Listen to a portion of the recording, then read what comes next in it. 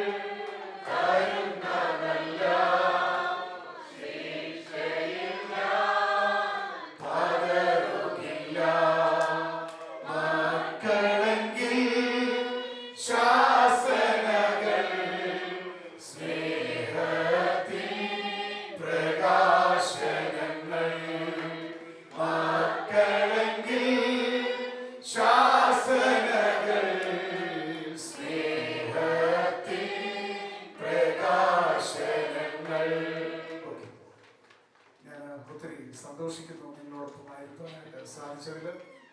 പ്രത്യേകിച്ചും ഫാഹിൽ ബ്രദർ അസംബ്ലിയോട്, അതിൻ്റെ എൽഡേഴ്സിനോട്, സഹോദരന്മാരോടൊക്കെ ഹൃദയത്തിൽ നിന്ന് ഞാൻ നന്ദി പറയുന്നു. ഈ സൺഡേ സ്കൂളിൻ്റെ ആനിവേഴ്സറിയിൽ എനിക്കും ഒരു പങ്കാളിത്തവും തമ്മിൽ ദൈവത്തെ സ്തുതിക്കും. ഞാൻ ഒത്തിരി എക്സൈറ്റഡ് ആണ്. കാര്യം ഞങ്ങളുടെ സൺഡേ സ്കൂൾ ഇതിനേക്കാൾ ഒത്തിരി ചെറുതാണ്. എനിക്ക് ഒത്തിരി സന്തോഷം തോന്നിയ കാര്യം, എൻ്റെ കുഞ്ഞുങ്ങൾക്ക് സൺഡേ സ്കൂൾ അങ്ങനെ കിട്ടിയിട്ടില്ല ആദ്യം. കാരണം ഞങ്ങളുടെ സൺഡേ സ്കൂള് RSSകാരെ സ്റ്റോപ്പ് ചെയ്യിച്ചതാണ്. കാരണം ഞാൻ ഒരു പൈനിയർ വർക്കറായിട്ട് ഒരു സ്ഥലത്ത് ചെന്നപ്പോൾ ദീർഘവർഷങ്ങൾ വീട്ടിൽ മാത്രം പറഞ്ഞു കൊടുത്ത് വാസ്തവത്തിൽ ഒത്തിരി സങ്കടം ഉള്ളിലടക്കിയാണ് ഞാൻ എൻ്റെ കുഞ്ഞുങ്ങളെ വളർത്തിയത്. എന്നാൽ കുറച്ച് നാളുകളായി അവർക്ക് ദൈവം സാഹചര്യം ഒരുക്കി ഇപ്പോൾ ഒരു 10 കുഞ്ഞുങ്ങളുള്ള ചെറിയൊരു സൺഡേ സ്കൂൾ അവിടെ ഉണ്ട്. എനിക്ക് അങ്ങനെ കുഞ്ഞുങ്ങളിലേക്ക് വലിയ കഴിവുള്ള ആളൊന്നുമല്ല. എങ്കിലും ഈ കുഞ്ഞുങ്ങളെ ഓർത്ത് ഞാൻ ദൈവത്തെ സ്തുതിക്കുന്നു. പ്രിയ ബ്രദറിനെയും സിസ്റ്ററിനെയും, അതുപോലെ പ്രിയ സ്റ്റീവ് ബ്രദർ ആണെങ്കിൽ വാവോട് തുറക്കാൻ വയ്യ, കർത്താവ് സഹായിക്കട്ടെ. എങ്കിലും ഒത്തിരി കൃപകൾ ദൈവം തന്നിട്ടുണ്ട്. മറ്റ് സഹോദരങ്ങളൊക്കെ ഞാൻ ഓരോ സാമാന്യതകൾ ഉൾപ്പെടെയുള്ള ഓരോരുത്തരെയും ഞാൻ കർത്താവിൻ്റെ നാമത്തിൽ അഭിനന്ദിക്കുന്നു. ഒരു ദൈവദാസൻ എന്ന നിലയിൽ അധിക സമയങ്ങൾ ഞാൻ എടുക്കുകയല്ല. ഞാനൊരു സംഭവ കഥയാണ് നിങ്ങളോട്. സംഭവ കഥ എന്ന് പറഞ്ഞാൽ എന്തുവാ? നടന്നതാ, പക്ഷെ നമ്മൾ കഥ പോലെ പറയുക.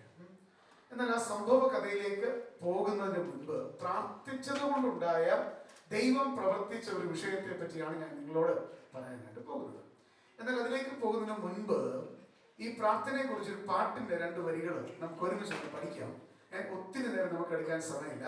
അതിന്റെ ലിറിക്സ് ഇവിടെ എഴുതിയിട്ടുണ്ട്. ഞാനൊന്ന് പറഞ്ഞു തരാം. ഒന്ന് ഉറക്കെ പറയണം, പിള്ളേരും പറയണം, പിന്നെ വലിയവരും പറയണം. സാമോ പറഞ്ഞത് മാത്രമേ എന്നോട് സ്നേഹമുള്ളൂ. ഇന്നലെ അങ്ങനെയാണ്. ഞാൻ ഒന്നുകൂടെ ചോദിക്കാൻ പോവാം. ജിൻസന്റെയോ ചെറിയവര് മാത്രം പറഞ്ഞാൽ പോലെ പിന്നെ ആരും പറയണം? സ്റ്റീവ് ബ്രദറിന് മാത്രമേ എന്തുള്ളൂ ഒഴിവ്. നെടുമ്പാശ്ശേരി ചെന്ന യാതൊരു ഒഴിവും എനിക്ക് മുമ്പോട്ട് അങ്ങോട്ട് പോകുന്നുണ്ട്. ദൈവം കൃപ ചെയ്യട്ടെ. നമുക്ക് ഒരുമിച്ച് ചെയ്യാൻ പറയാം. ഒന്ന് ഉറക്കെ പറയണം. ഇത് വായിക്കാൻ പറ്റുന്നുണ്ടല്ലോ? ഓക്കെ. മുട്ടുകുത്തി കേൾക്കാൻ വയ്യ. ചാൾസ് ബ്രദർ വല്ലതും കേട്ടോ? ഞാനോ? എന്നെ ആണോ? അങ്ങനെയാണോ? വല്ലതും കേട്ടോ മോളെ? കേട്ടില്ലെന്ന് പറ. ജിൻസി സിസ്റ്റർ കേട്ടോ? കേട്ടില്ല? പറ ജിൻസി സിസ്റ്റർ. കുറച്ചേ കേട്ടോളൂ. അപ്പൊ നമ്മൾ എന്ത് ചെയ്യാൻ പോവാ? ആന്റി കേട്ടോ? നമ്മൾ ഉറക്കെ ഇതൊക്കെ ഇതിന്റെ കഥ എല്ലുകളൊക്കെ ഇളകി തെറിച്ചു പോകും. ഓക്കെ, നമുക്ക് ഒരു മക്കളെ അവിടെ ഇരുന്നേ. മുട്ടുകുത്തി പ്രാർത്ഥിച്ചാൽ മുട്ടാകെ മാറിപ്പോ. പാട്ടുപാടി പ്രാർത്ഥിച്ചാൽ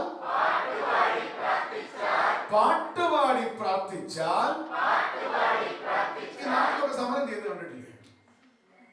എന്നാമെങ്കിൽ എണ്ണിക്കോ ലക്ഷം ലക്ഷം. അപ്പൊ നമ്മൾ ഒന്നുകൂടെ പറയാൻ പോവാ. ഉറക്കെ വേണം ഷാനിമോള്. മുട്ടുകുത്തി പ്രാർത്ഥിച്ചാൽ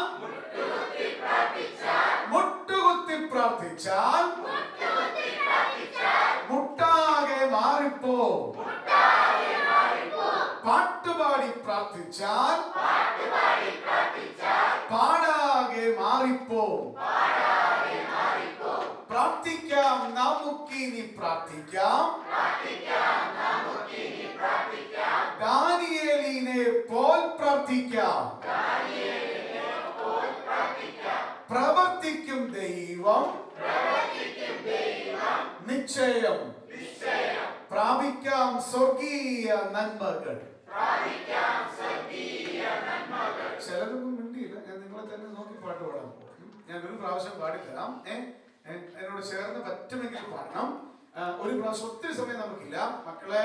ഈ കുഞ്ഞുങ്ങളെ ഞാൻ പിടിക്കും കേട്ടോ, അതുകൊണ്ട് ആരും പിണങ്ങരുത്. നമുക്ക് നോക്കാം. മുട്ടുകുത്തി പ്രാർത്ഥിച്ചാൽ മുട്ടാകെ മാറിപ്പോ. പാട്ടുപാടി പ്രാർത്ഥിച്ചാൽ പാടാകെ മാറിപ്പോ. മുട്ടുകുത്തി പ്രാർത്ഥിച്ചാൽ മുട്ടാകെ മാറിപ്പോ. പാട്ടുപാടി പ്രാർത്ഥിച്ചാൽ പാടാകെ മാറിപ്പോ. പ്രാർത്ഥിക്കാം നമുക്കിനി പ്രാർത്ഥിക്കാം. ദാനിയേലിനെ പോൽ പ്രാർത്ഥിക്കാം. നമുക്കിനി പ്രാർത്ഥിക്കാം. ദാനിയേലിനെ പോൽ പ്രാർത്ഥിക്കാം. പ്രവർത്തിക്കും ദൈവം നിശ്ചയം. പ്രാപിക്കാം സ്വർഗീയ നന്മകൾ. പ്രവർത്തിക്കും ദൈവം നിശ്ചയം. പ്രാപിക്കാം സ്വർഗീയ നന്മകൾ. മുട്ടുകുത്തി പ്രാർത്ഥിച്ചാൽ മുട്ടാകെ മാറിപ്പോ. പാട്ടുപാടി പ്രാർത്ഥിച്ചാൽ പാടാകെ മാറിപ്പോ. മുട്ടുകുത്തി പ്രാർത്ഥിച്ചാൽ മുട്ടാകെ മാറിപ്പോ. പാട്ടുപാടി പ്രാർത്ഥിച്ചാൽ പാടാകെ മാറിപ്പോ. പ്രാർത്ഥിക്കാം നമുക്കിനി പ്രാർത്ഥിക്കാം. ദാനിയേലിനെ പോൽ പ്രാർത്ഥിക്കാം.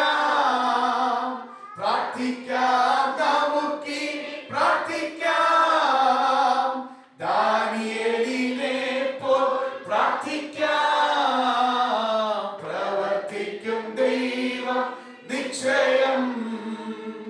പ്രാപിക്കാം സ്വർഗീയ നന്മകൾ. പ്രവർത്തിക്കും ദൈവം നിശ്ചയം. പ്രാപിക്കാം സ്വർഗീയ നന്മകൾ. Very good, thank you. Doctor മാർക്കിനെ പറ്റി കേട്ടിട്ടുണ്ടോ? ആരാ?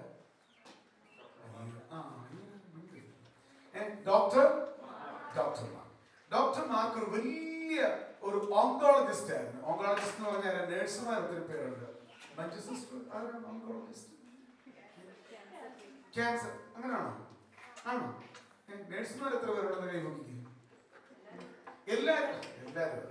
അപ്പൊ ഓങ്കോളജിസ്റ്റ് ആയിട്ടുള്ള വലിയ ഫേമസ് ആയിട്ടുള്ള ഒന്ന് കാണാൻ ഒരുപാട് കാത്തിരിക്കേണ്ട ഒരു മനുഷ്യനായിരുന്നു ഡോക്ടർ മാർക്ക്.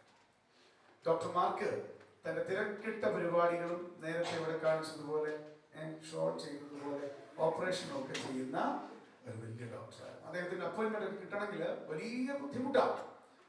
അപ്പോ ഡോക്ടർമാർക്ക് ഒരിക്കലും അടുത്തൊരു സിറ്റിയിലേക്ക്, ദൂരെയുള്ളൊരു സിറ്റിയിലേക്ക് ഒരു കോൺഫറൻസിൽ സംബന്ധിക്കാൻ നടന്നൊരു സംഭവമാണ്. അദ്ദേഹം ഫ്ലൈറ്റിൽ യാത്ര ആരംഭിച്ചു. ഞാൻ പറയുന്നത് മനസ്സിലാവുന്നുണ്ടോ? അങ്കിൾ ഇങ്ങനെ പറയാൻ അറിയിപ്പോ പ്രശ്നം. അപ്പം ഡോക്ടർമാർക്ക് ഫ്ലൈറ്റിൽ യാത്ര ആരംഭിച്ചു. തന്റെ ഫ്ലൈറ്റ് ടേക്ക് ഓഫ് ചെയ്തു. എന്നാൽ കുറച്ച് മണിക്കൂർ, ഏതാണ്ട് 1 മണിക്കൂർ കഴിഞ്ഞപ്പോൾ തന്റെ ഫ്ലൈറ്റിന് എന്തോ പ്രോബ്ലം ഉണ്ടായി. ആ ഫ്ലൈറ്റ് അടുത്ത എയർപോർട്ടിൽ ലാൻഡ് ചെയ്തു. പക്ഷെ അദ്ദേഹത്തിന് കോൺഫറൻസ് ഒഴിവാക്കാനായിട്ട് പറ്റത്തില്ല. ഈ കോൺഫറൻസിൽ പോയേ പറ്റുകയുള്ളൂ. ഡോക്ടർമാർക്ക് അവിടെ ഒരു വണ്ടി സംഘടിപ്പിച്ച് തനിക്ക് ആരോ കൊടുത്ത, താനൊരു പ്രശസ്തനായ ഡോക്ടറാണ്, അതുകൊണ്ട് തനിക്ക് അതിനുള്ള ഫെസിലിറ്റി ഒന്നും കിട്ടാനായിട്ട് ബുദ്ധിമുട്ടില്ല. താൻ വണ്ടി ഓടിച്ച് മുന്നോട്ട് പോകാനായിട്ട് തുടങ്ങി. പക്ഷെ ആ യാത്രയും അധികം നീണ്ടില്ല. തന്റെ ആ കാർ ഓടിച്ചുള്ള യാത്രയിൽ വലിയ കൊടുങ്കാറ്റുണ്ടായി, ഹെവി റെയിൻ ഉണ്ടായി. തനിക്ക് ഇതിനോട് ഒരു കുഴപ്പകൂടെ പറ്റി, വഴിയും തെറ്റി. എന്നാ സംഭവിച്ചു? വഴിയും തെറ്റി. ഡോക്ടർമാർക്കിന്റെ പ്ലെയിൻ യാത്ര മുടങ്ങി. അതിനുശേഷം കാറിൽ അദ്ദേഹം വണ്ടി ഓടിച്ചു പോകാൻ തുടങ്ങി. വലിയ മഴയുണ്ടായി, ഭയങ്കര കൊടുങ്കാറ്റുണ്ടായി. ഇതെല്ലാം വന്നപ്പം തനിക്ക് വഴിയും തെറ്റി. താൻ എങ്ങോട്ട് പോകണമെന്നറിയാതെ ഒടുവിൽ ഒരു വീടിന്റെ മുൻപിൽ അദ്ദേഹം എത്തി. ഭയങ്കര ശൈത്യമാണ്, ഭയങ്കര മഴയാണ്. ആ വീട്ടിൽ നിന്ന് ഈ വണ്ടി വന്ന് നിൽക്കുന്ന ശബ്ദമൊക്കെ കേട്ട് ഒരു സ്ത്രീ ഇറങ്ങി വന്നു. ഒരു യൗവനക്കാരിയായ സ്ത്രീ ഇറങ്ങി വന്നു. ആ സ്ത്രീ ഇറങ്ങി വന്നിട്ട് വളരെ മര്യാദയോടുകൂടെ, ഇദ്ദേഹം ആരാന്ന് അവർക്കറിയില്ല, ഇവരാരാന്ന് ആർക്കും അറിയത്തില്ല, ഡോക്ടർ മാർക്കിനും അറിയത്തില്ല. ഈ സഹോദരി വന്നിട്ട് അദ്ദേഹത്തോട് പറഞ്ഞു, എന്തായാലും ഭയങ്കര മഴയാണ്, ഭയങ്കര കൊടുങ്കാറ്റ്, അങ്ങ് ആരാണെന്ന് എനിക്കറിയില്ല, പക്ഷെ അങ്ങ് അകത്തേക്ക് വാ. ഈ തണുപ്പത്തിനുണ്ടായാലും ഈ മഴയത്ത് നിൽക്കട്ടെ. ഡോക്ടർമാർക്ക് ആരാണെന്ന് അറിയാതെ ആ ഭവനത്തിനകത്തേക്ക് ചെന്നു. അദ്ദേഹം നോക്കിയപ്പോ അവിടെ ഒരു കൊച്ചു കുഞ്ഞൻ തൊട്ടിലിൽ കിടപ്പുണ്ട്. ഈ സ്ത്രീയും മാത്രമേ ഉള്ളൂ. ഈ സഹോദരിയെ നല്ല ചൂട് ചായ ഇട്ട്, എനിക്ക് ഒത്തിരി സഹോദരിമാരെ ചായ തന്നിട്ടുണ്ട്, എനിക്ക് ഒരുപാട് ചായ നമ്മുടെ സിസ്റ്റർ ഇട്ട് തരുന്നുണ്ട്. അദ്ദേഹം ഒരു പക്ഷേ എൻ്റെ കൂടെ ചായ കുടിക്കുന്ന ആളായിരിക്കും. എന്തായാലും ഡോക്ടർ മാർക്കിന് ഒരു നല്ല ചൂട് ചായ കൊണ്ടു കൊടുത്തു. എനിക്ക് ഫ്രഞ്ച് കോഫിയൊക്കെ തരുന്നു, നിങ്ങൾക്ക് തരുന്നുണ്ടോ എന്ന് എനിക്കറിയില്ല. എന്തായാലും ഡോക്ടർ മാർക്കിൻ്റെ ആ ചായ കൊണ്ടു കൊടുത്തു. അദ്ദേഹം അത് കുടിച്ചുകൊണ്ടിരിക്കാൻ നേരത്ത് ഈ സഹോദരി ഒരു കാര്യം പറഞ്ഞു. ഇവർ തമ്മിൽ അറിയത്തൊന്നുമില്ല കേട്ടോ. ആ സ്ത്രീ പറഞ്ഞു, ഡോക്ടറാണെന്ന് അറിയത്തില്ല, ഞാനൊരു കാര്യം ചെയ്യാനായിട്ട് പോവാം, ഞാനൊന്ന് പ്രാർത്ഥിക്കാനായിട്ട് പോവാം, ഞാൻ പ്രാർത്ഥിച്ചിട്ട് വന്നിട്ട് അപ്പോഴത്തേക്ക് മഴയൊക്കെ തീരും, ബാക്കി കാര്യങ്ങളൊക്കെ എനിക്ക് പറഞ്ഞു തരാം, അങ്ങോട്ടും ഇങ്ങോട്ടും അവർക്ക് അറിയത്തില്ല. ഈ ഡോക്ടർമാർക്ക് നോക്കിയപ്പോ ഈ സ്ത്രീ കണ്ണുനീരോടുകൂടെ ആ കുഞ്ഞിന്റെ തൊട്ടിലിന്റെ അരികെ വന്ന കുഞ്ഞിന്റെ ദേഹത്ത് കൈവച്ച്, ഈ കുഞ്ഞിന്റെ അമ്മയാണ് ഈ സഹോദരി, ഇവർ പ്രാർത്ഥിക്കുക. ഇവരെന്താ പ്രാർത്ഥിക്കുന്നത് മനസ്സിലാവില്ല. പക്ഷെ ഡോക്ടർമാർക്കൊന്നും മനസ്സിലായി, എന്തോ സീരിയസ് ആയിട്ടുള്ള വിഷയം ഇവർ പ്രാർത്ഥിക്കുകയാണ്. അപ്പോൾ വളരെ പ്രാർത്ഥന കഴിയുന്നതിന് വരെ ഡോക്ടർമാർക്ക് മിണ്ടാതെ ഇതൊക്കെ കണ്ടുകൊണ്ടിരിക്കുകയാണ്. അദ്ദേഹം ഇവരോട് ചോദിച്ചു, നിങ്ങൾ ആരാന്ന് എനിക്ക് അറിയത്തില്ല, ഞാൻ ആരാന്ന് നിങ്ങൾക്കും അറിയത്തില്ല, പക്ഷെ നിങ്ങൾ വളരെ കാര്യമായിട്ട് പ്രാർത്ഥിക്കുന്നു.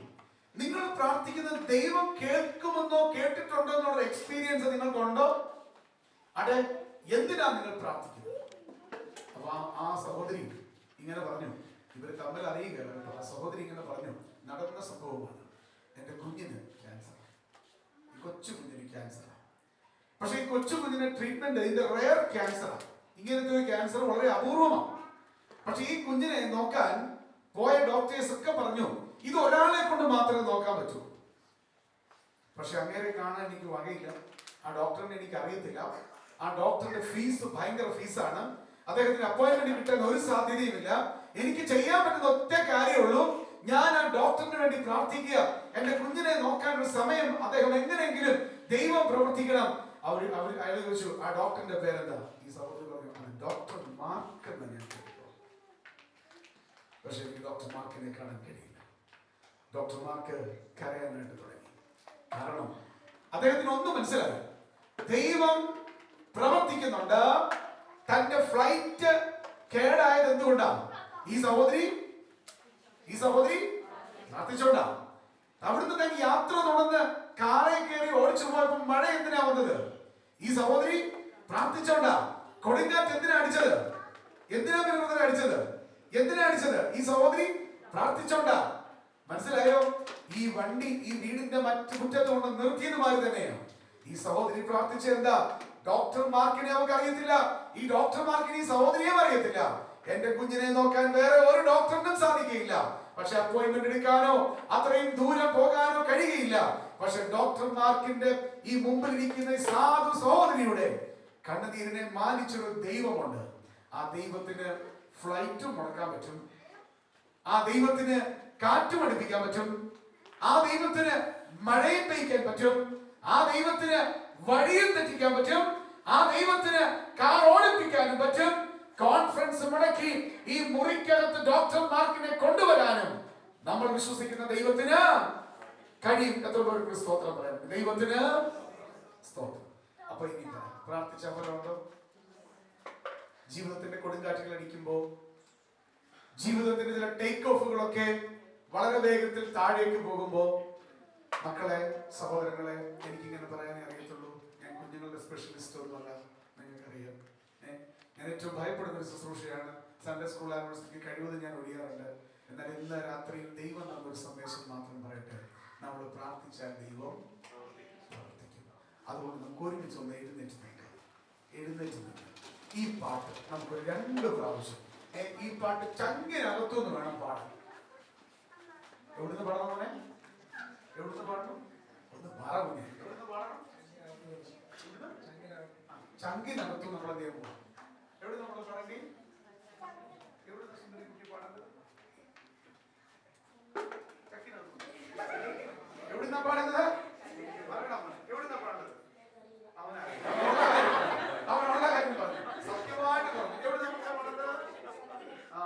മിക്കവാറും ഉപദേശിയാകുമെന്ന് എനിക്ക് തോന്നാറുണ്ട്. ദൈവം അനുഗ്രഹിക്കും. തീർച്ചയായിട്ടും അങ്ങനെയാണെങ്കിൽ നീ എന്നെ വന്ന് കാണണം. നോക്കി ഇവൻ എന്തിനാണോ നമ്മുടെ സിസ്റ്റർ അല്ലയോ? അപ്പന്റെ ദൈവത്തെ സേവിക്കുന്നതിനുള്ള ഈ ഭാഗ്യമുണ്ടോ?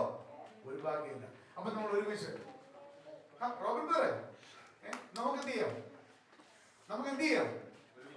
റോബിൻ സാർ എന്നെ എന്തൊക്കെയോ പറയും, നീ പോണം. നമുക്ക് ഒരുമിച്ച് പാടാം. നമ്മൾ പ്രാർത്ഥിക്കുന്നവരായി തീരണം. നമ്മൾ പ്രാർത്ഥിച്ചാൽ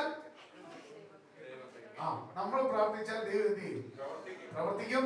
ഇതൊക്കെ മതി. പല്ലുവേദനയൊക്കെ താൽക്കാലികം. ഇന്ന് ദൈവം ഇങ്ങനെ പ്രസാദിച്ചത്. ഒരു ദിവസം കൊണ്ടൊന്നും ഭൂമി എന്ത് ചെയ്യാൻ പോകുന്നില്ല, മാറാൻ പോകുന്നില്ല. ദൈവം സഹായിക്കും. പല്ലുവേദനയ്ക്ക് ഒരു ഉദ്ദേശമുണ്ട്. അപ്പൊ നമ്മൾ ഒരുമിച്ച് പാടാം. ഉറക്കെ പാടും. ഓക്കെ, നമുക്ക് പാടാം.